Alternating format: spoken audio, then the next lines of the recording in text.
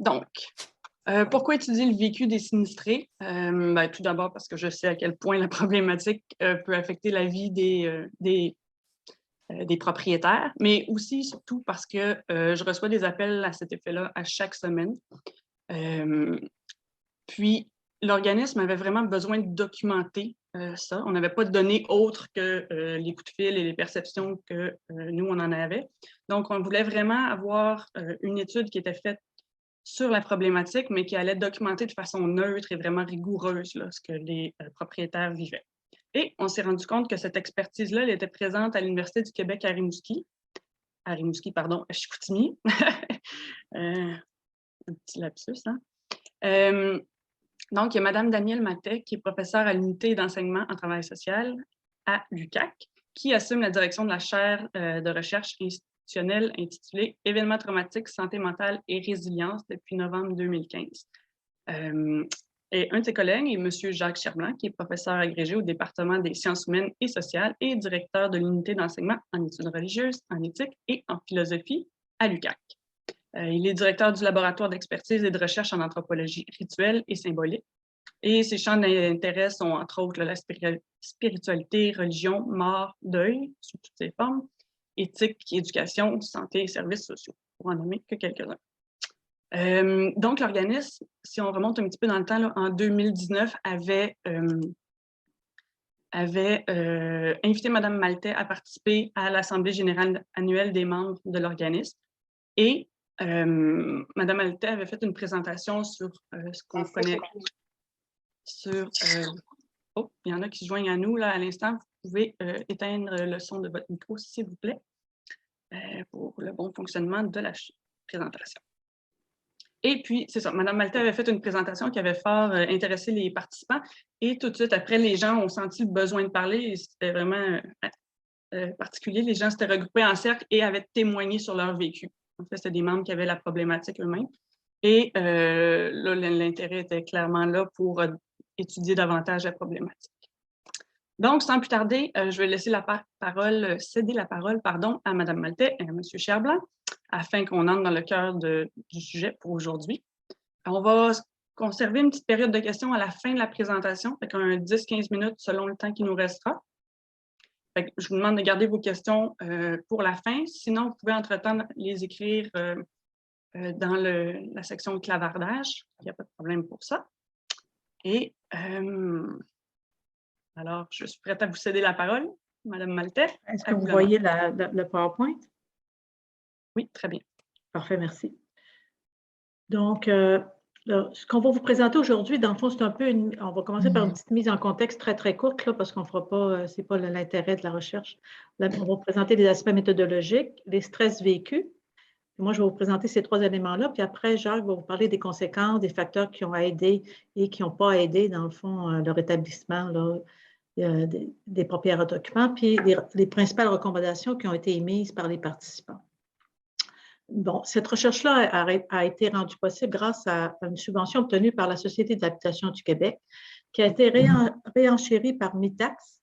Et aussi, bon, il faut souligner aussi l'aide précieuse qu'Alison Malenfant a faite en tant qu'assistante de recherche là, dans la collecte des données. C'est elle qui a interviewé les sinistrés, etc. Là.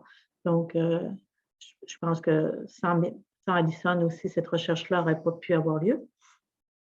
Donc, la mise en contexte, dans le fond, c'est que ce qu'on s'est rendu compte parce qu'avant de faire une recherche comme ça, il faut faire une recension des écrits. On s'est rendu compte qu'on avait beaucoup de connaissances dans les recensions des écrits sur les conséquences de la mérule pleureuse sur le bâtiment, comment ça pouvait détruire le bâtiment, la vitesse que ça allait, etc.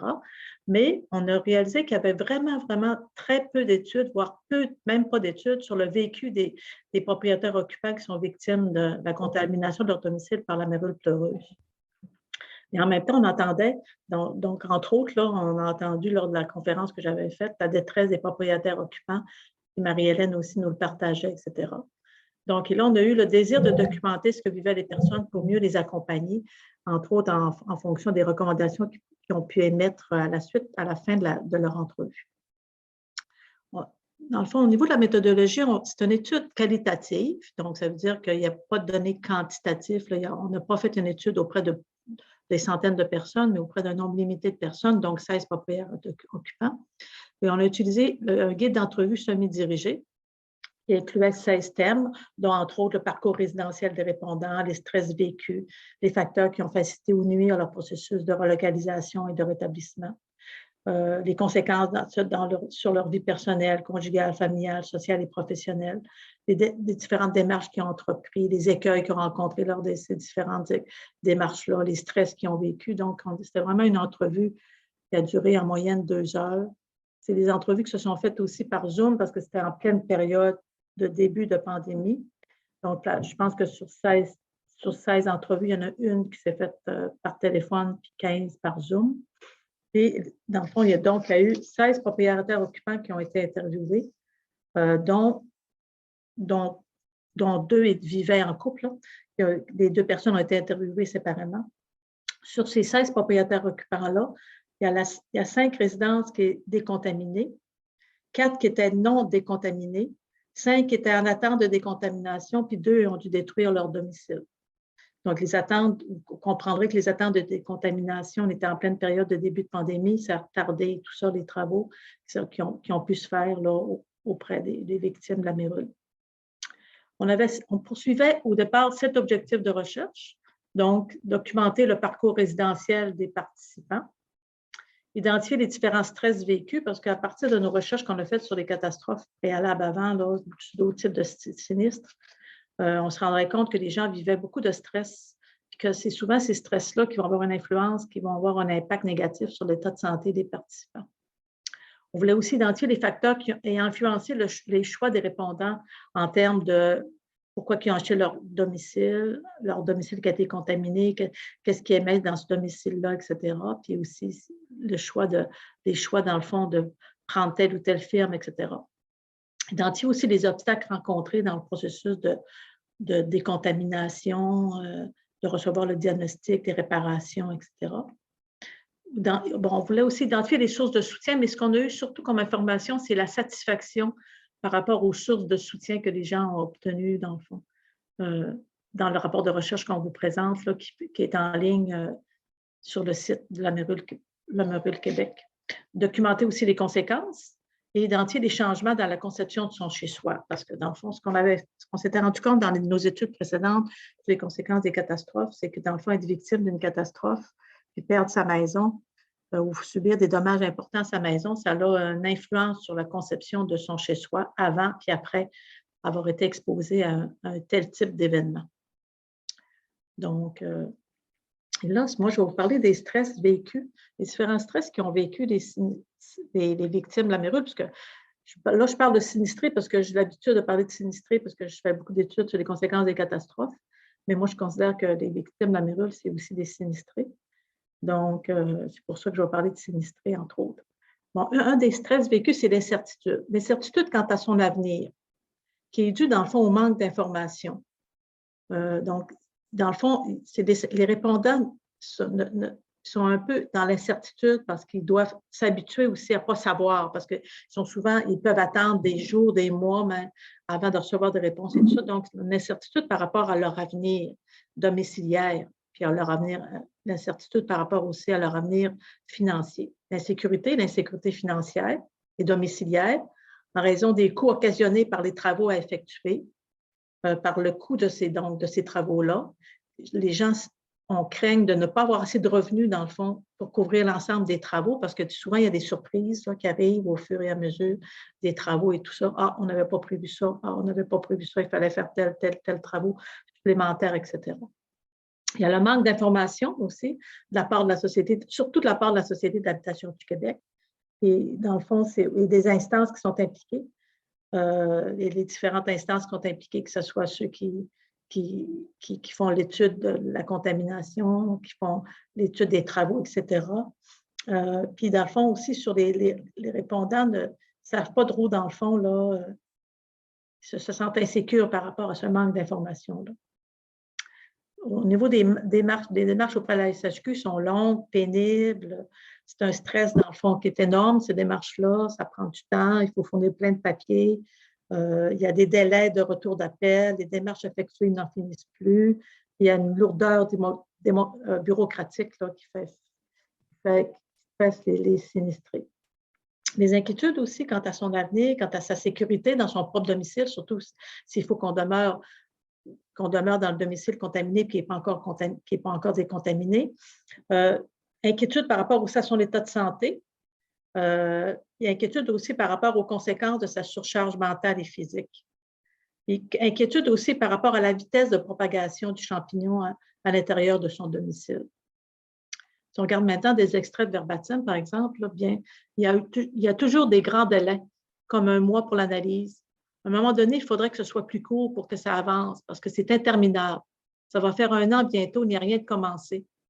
Une chance que ça ne se propage pas trop vite chez nous. Il faut dire que nous autres, ça a été un peu particulier. Il y a eu plusieurs choses qui sont arrivées qui ont retardé. Mais tu tournes en rond à un moment donné, il me semble que ça n'avance pas. C'est très long. C'est que c'est très envahissant. En fait, ça prend toute la place, ça touche toutes les sphères aussi. Il y a évidemment la sphère financière qui était profondément insécurisante. Tu reviens à la maison, tu ne sais même pas si ta maison va t'empoisonner. Tu sais s'il y a un bout de mur qui va vous tomber dessus. On ne se sent pas en sécurité. Au niveau des autres stress, c'est le stress de la relocalisation. Donc, et ça déstabilise particulièrement les personnes plus âgées, qui ça fait longtemps qu'ils demeuraient dans leur domicile, puis là, il faut qu'ils changent de façon temporaire dans le fond de milieu de vie.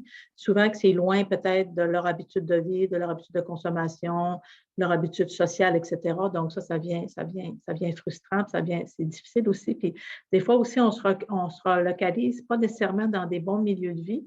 Par exemple, on s'en va vivre chez nos enfants ou chez des proches et tout ça, puis qui n'ont pas nécessairement suffisamment de lieux pour qu'on garde notre intimité, tout ça. Au niveau des changements dans ses habitudes aussi, dans ses habitudes de vie, on doit s'adapter à un nouveau quotidien. Par exemple, lors de la localisation, si tu changes de milieu de vie, tu peux t'éloigner de ton milieu de travail. Donc, il faut que tu t'habitues, dans le fond, à ce nouveau quartier-là, etc. La coordination aussi des travaux qui sont effectués par les différentes instances. Ça, dans le fond, là, souvent, ce qu'ils se sont dit, c'est que les gens se contredisent entre eux.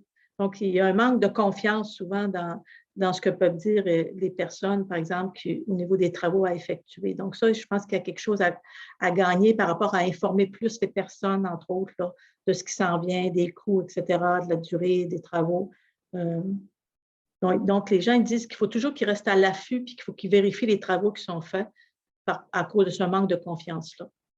Un autre stress, c'est aménager ces espaces habitables. Donc, entre autres, parce que dans le fond, si on ferme son sous-sol, il faut déménager ses meubles, il faut réaménager des nouveaux espaces. On s'inquiète aussi de décontaminer tous les biens puis les vêtements qui étaient dans les espaces contaminés par les champignons, de peur d'amener ça dans nos nouveaux lieux où on est relocalisé. Donc, ça aussi, c'est un stress occasionné. Puis, il y en a qui nous ont dit que ça a pris jusqu'à 3 mois pour tout décontaminer leurs biens, nettoyer les vêtements, etc. Donc, c'est un stress qui s'ajoute. Et les inquiétudes envers la santé de ses enfants, envers le développement normal de ses enfants. Donc, les gens, ils disent, on ne sait même pas si nos enfants vont avoir développé des problèmes pulmonaires à long terme, s'ils vont avoir des problèmes de peau à long terme, etc. Donc là, on s'inquiète aussi de l'avenir, puis de la quiétude, puis de la santé envers nos parents.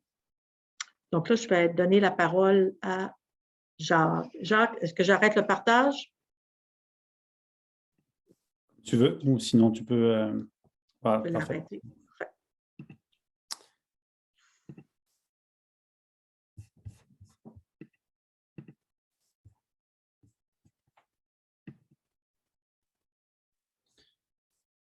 Est-ce que vous voyez... Peux-tu le mettre en plein écran? Oui, je vais essayer. Je n'arrive pas à atteindre mon petit bout. Veux-tu que je leur partage d'abord? C'est bon, je vais y arriver. Je suis capable. Non, je ne suis pas capable. Diaporama. Oui, je sais. En haut. C'est où? C'est dans? Juste en haut, il y a un onglet Diaporama à partir de la diapositive actuelle. Parfait, merci. Même après 2 ans et demi, on ne sait jamais, on ne sait pas. Quand je n'ai pas mes raccourcis, je suis perdu. Donc, moi, je vais parler des conséquences. Donc, dans le fond, par rapport à ce que Daniel vient de présenter, vous allez voir certaines choses qui vont apparaître, puis d'autres choses qu'on va ramener de façon différente. Donc, on va les problématiser différemment. Au plan des conséquences, là, il y a des éléments qui concernent la santé physique. Donc, c'est intéressant parce que dans les études qu'on avait lues jusqu'à maintenant, il y a comme des doutes là, sur est-ce que la mérule entraîne des problèmes de santé physique, est-ce que ça entraîne problèmes respiratoires, etc. Donc, nous, ce que les participants nous ont dit, c'est qu'il y a des enjeux au plan physique là, qui concernent l'insomnie, des problèmes de digestion, de la fatigue, de la perte d'énergie, aussi des problèmes respiratoires, de l'hypoglycémie, des problèmes cutanés qui ont été nommés, et puis donc la prise de médicaments. Par rapport à ça, c'est sûr que ce n'est pas notre étude qui peut permettre de déterminer la cause de ces problèmes-là. Dans le fond, qu'est-ce qui est la cause directe? Dans le fond, ce que la mérule a peut-être entraîné des complications qui ont elles-mêmes entraîné des problèmes de santé physique. Donc, ce n'était pas le champignon directement qui a entraîné ces problèmes-là. Mais dans le fond, il y a un enjeu au plan physique.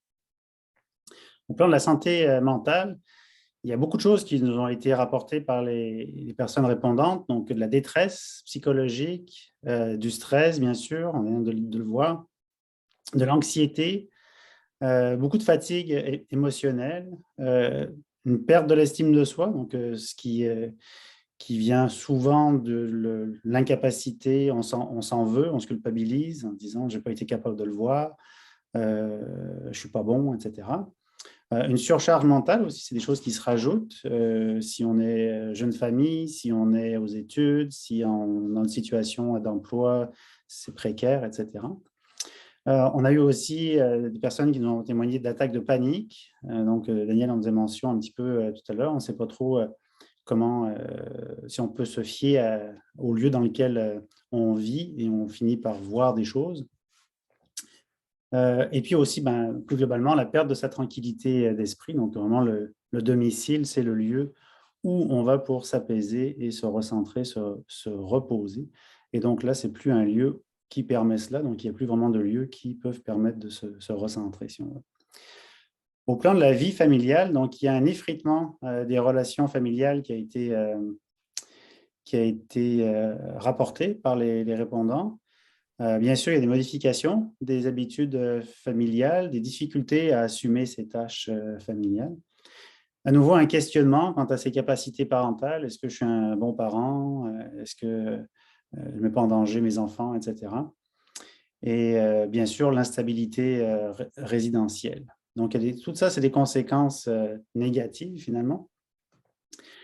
Au plan de la vie professionnelle, il a été rapporté aussi une réduction du temps au travail. Donc, dans le fond, c'est des démarches qui prennent du temps et qui grugent sur le temps de la vie professionnelle.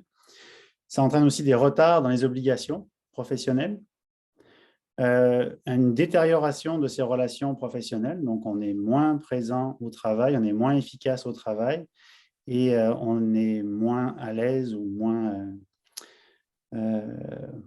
disons, moins désireux ou moins réceptif de la part des relations avec les collègues. Il y a aussi le report de certains contrats. Donc, dans le fond, quand on est travailleur autonome, on reporte certaines choses. Donc, ça peut entraîner des pertes de revenus. On va le revenir après. Et puis, à l'inverse, accepter des nouveaux contrats parce que, justement, on a des besoins financiers supplémentaires. Donc, on augmente la charge de travail.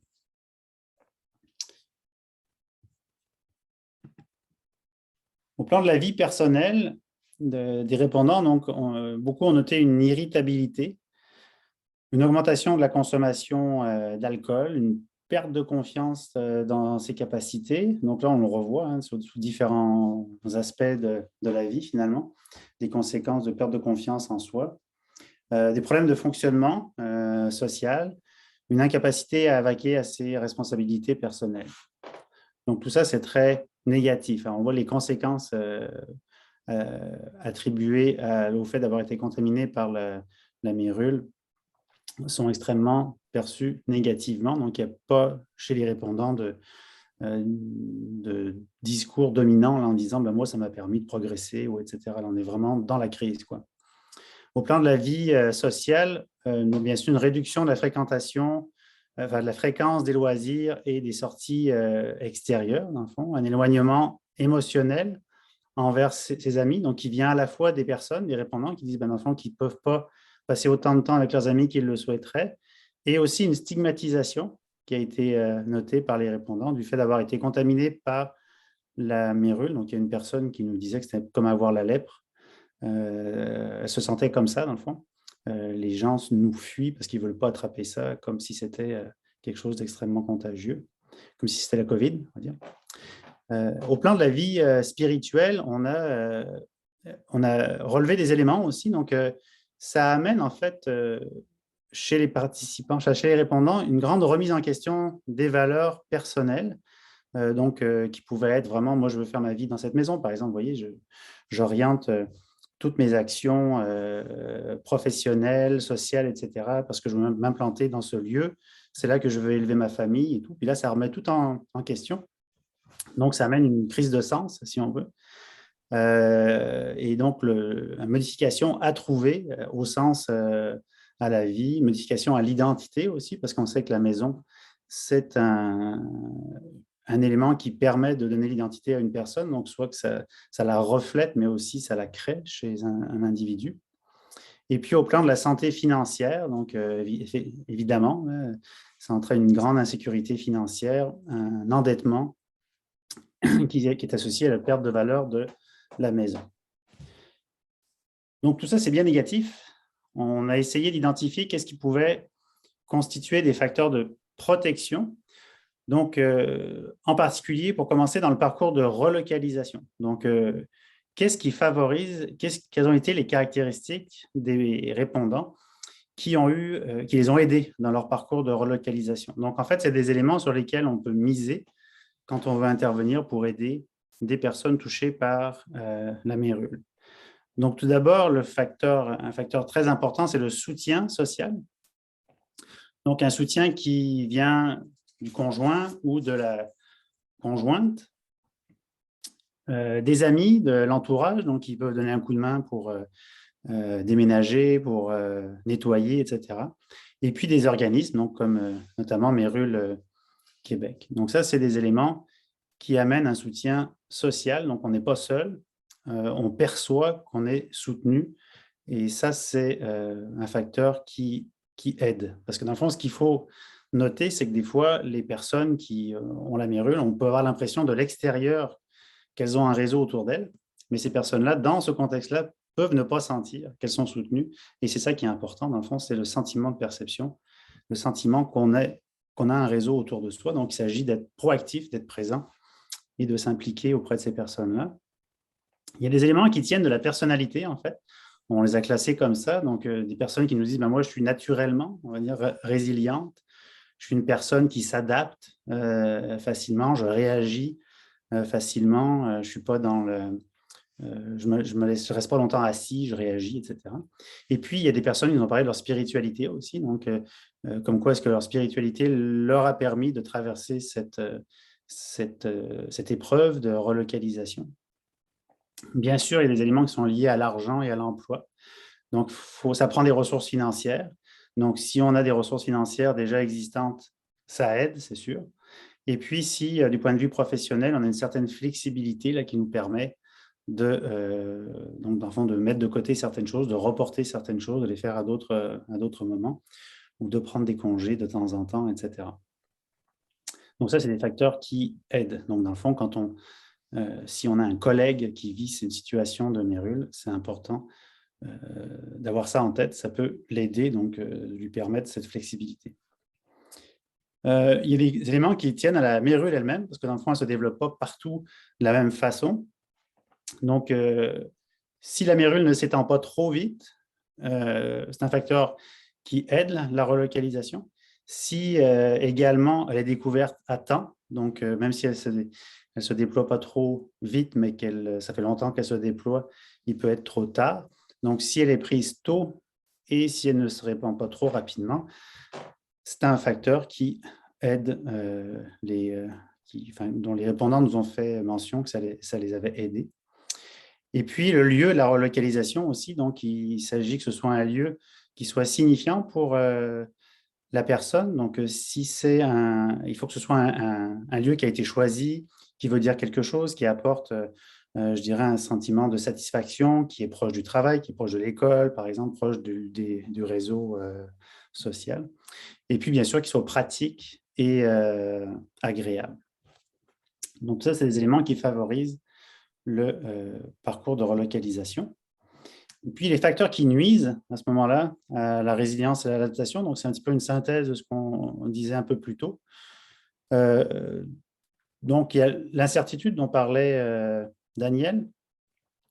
Donc, quant à la mérule elle-même, on ne sait pas combien de temps ça va prendre, on ne sait pas trop combien ça va coûter, on ne sait pas à quel point est-ce que c'est étendu dans la maison. Donc, cette incertitude, c'est vraiment un facteur qui nuit. À partir du moment où on est capable de circonscrire le problème, déjà de le nommer et de circonscrire l'ampleur du problème, ça aide. Il y a des facteurs qui sont liés aux individus, donc aux répondants. Donc, le fait d'avoir des enfants semble un facteur qui ne favorise pas la résilience. Donc, ça emmène beaucoup plus de stress, etc. Le fait d'avoir des animaux, d'avoir une santé fragile et puis d'être séparés, donc d'avoir des conjoints, que les conjoints soient séparés. À l'inverse, il y a aussi une personne qui nous a dit qu'au contraire, le fait de ne pas avoir de famille, c'était aidant, dans le fond, parce qu'il y a moins de responsabilités qui viennent avec ça. L'argent et l'emploi, donc le fait d'avoir une instabilité professionnelle, ça nuit. Le fait de devoir faire des démarches judiciaires envers l'ancien propriétaire ou envers les inspecteurs ou envers d'autres personnes, c'est nuisant. Ça nuit à l'adaptation. La peur, donc la peur, c'est vraiment un facteur important avec la mérule parce que dans le fond, la peur, ça vient de l'inconnu, hein, et puis la mérule, on ne s'est pas connu, on ne sait pas ce que c'est. Ça fait peur pour soi, ça fait peur pour nos enfants, puis notre réseau social en a peur aussi, donc on a peur de la contamination. Donc, il y a un travail d'éducation à faire pour traiter ce facteur-là. La bureaucratie, alors ça, c'est revenu beaucoup dans les entrevues, la lourdeur bureaucratique pour faire valoir ses droits, pour compléter les programmes d'indemnisation. Il y a beaucoup de restrictions, donc il y a des programmes qui existent, mais en fait, les gens nous disent finalement, il n'y a pas grand monde qui a droit parce qu'il y a tellement de règles. Et puis finalement, les évaluateurs, les inspecteurs, les entrepreneurs, donc là, il y a eu beaucoup de jugements négatifs là, sur le travail des évaluateurs qui n'ont pas vu la mérule, qui n'ont rien fait pour la voir, les inspecteurs qui ne connaissent pas la mérule, ou peu. Dans le fond, il faut faire leur éducation quand ils font leur inspection. Et puis les entrepreneurs donc, qui ne prennent pas souvent tous les moyens pour ne pas que ça se produise et puis pour intervenir de façon diligente là, pour que les personnes puissent retrouver l'usage de leur domicile. Ensuite, on a des recommandations. Donc, ces recommandations qui ont été faites par les participants, hein, ce n'est pas nous qui les faisons, mais dans le fond, on les synthétise. Donc, qu'est-ce que les participants à l'étude souhaiteraient? Souhaiteraient qu'on bonifie les montants accordés aux personnes touchées. On souhaiterait que le soutien juridique et psychosocial soit ajouté. Donc, il y a vraiment un soutien en nature là, qui puisse être offert. Clarifier les normes et les règlements du programme d'indemnisation. Simplifier les démarches et les versements. Et encadrer les entreprises d'expertise, de décontamination et de construction. Donc, on pourra y revenir si vous voulez, mais dans le fond, les quatre premières recommandations, ce serait celle-ci, donc qui s'adresse plus au gouvernement, en fait, et aux organismes gouvernementaux. Également, dans les recommandations, ce serait d'engager un expert de la mérule dans chaque organisation. Donc, par exemple, dans les entreprises qui font l'évaluation, qui font des inspections, qu'il y ait quelqu'un qui connaisse la mérule. ou qu'au moins, il y ait des entreprises qui se spécialisent réellement et qui aient un expert de la mérule auquel, dans le fond, on pourrait les référer quand cela se produit. Mieux accompagner les victimes dans leur démarche. Donc, souvent, il y a le sentiment d'être tout seul et de devoir débroussailler à chaque fois un nouveau sentier parce qu'il n'y a rien qui a été fait avant nous. Or, il y en a d'autres qui sont passés là. Donc, ça pourrait être une bonne stratégie de les accompagner. Et puis, finalement, reconnaître la mérule comme un sinistre. Donc, de la reconnaître vraiment comme un sinistre et non pas comme quelque chose qui survient de façon aléatoire et juste à certains individus ici et là, mais vraiment comme quelque chose qui touche l'entièreté de la communauté et de la société, qui peut toucher tout le monde, en fait. Donc, c'était à peu près ça, les éléments qu'on avait identifiés. Voilà, donc j'aurais fait le tour. Donc, on serait rendu aux questions si vous en avez. À moins que tu veuilles ajouter quelque chose, Daniel? Non, c'est correct, c'est parfait. Ça, je trouve que ça résume bien. Ça résume bien le vécu des sinistrés. Bon, moi, j'appelle ça les sinistrés parce que je reconnais que c'est des sinistrés. Puis être reconnu comme sinistré, ça a des avantages économiques importants au niveau du gouvernement, là, au niveau des personnes, parce que l'aide financière ne serait pas du tout la même. Donc, ça, c'est un élément aussi que les gens trouvent important, là. Fait que je ne sais pas s'il y a des commentaires, des suggestions, des questions, on peut vous répondre. Donc, on n'a pas de questions à date dans la discussion. Soyez bien à l'aise d'en écrire ou de les poser directement. Oui, j'aurais peut-être une question. C'est quoi l'aide disponible aux personnes qui sont justement victimes de la mérule dans leur maison? On commence par où? Commencez par appeler Mérule Québec. Ça, c'est la première affaire que ça, vous avez de l'aide, dans le fond, au niveau informationnel, au niveau du support émotif, puis au niveau ils vont vous mettre en lien avec des organismes, donc, puis des instances qui vont pouvoir vous aider là-dedans. Mais je pense que dans le fond, là, le gouvernement, je ne sais pas, l'autre aide, peut-être que Marie-Hélène, tu serais plus apte à répondre à cette question-là, dans le fond, que moi, là. Oui, en fait, il y a un programme d'aide. Mais laissez-moi 3 petites secondes, je vais arrêter l'enregistrement, comme ça, peut-être certaines personnes seront plus à l'aise de poser leurs questions. Donc, voilà.